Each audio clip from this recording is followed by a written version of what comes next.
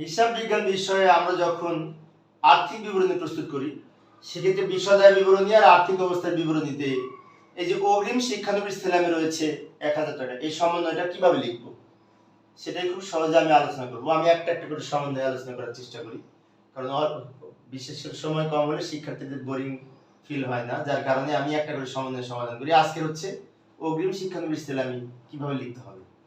এখন উপরে রেওয়া মিলে দেওয়া আছে শিক্ষানবিশ সেলামি 6000 টাকা। এই যে রেওয়া মিলে শিক্ষানবিশ সেলামি 6000 টাকা, এই রেওয়া মিলে যেটি দেওয়া আছে এটি কিন্তু আয়। শিক্ষানবিশ সেলামি হচ্ছে আয়, রেভিনিউ।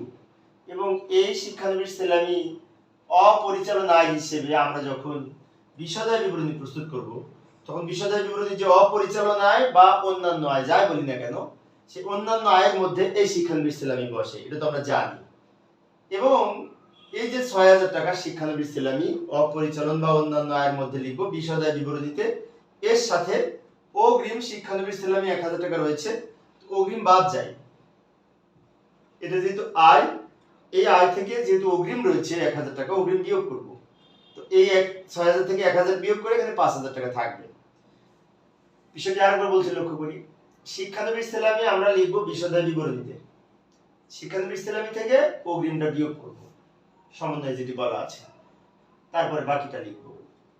এখন আর একটা বিষয়, সেটা হচ্ছে সমন্বয়ের আইটেম কিন্তু অঙ্কে দুইবার ব্যবহার হয়, কমপক্ষে দুইবার।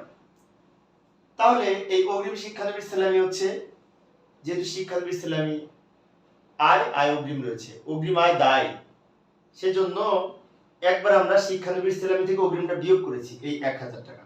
আর আরেকবার আর্থিক অবস্থার বিবরণীতে চলতি দায় যেখানে লিখব, ওইখানে এই অগ্রিম শিক্ষানবিশ সেলামি 1000 টাকা ওইখানে লিখব। অর্থাৎ আরেকবার বলছি, লক্ষ্য করি।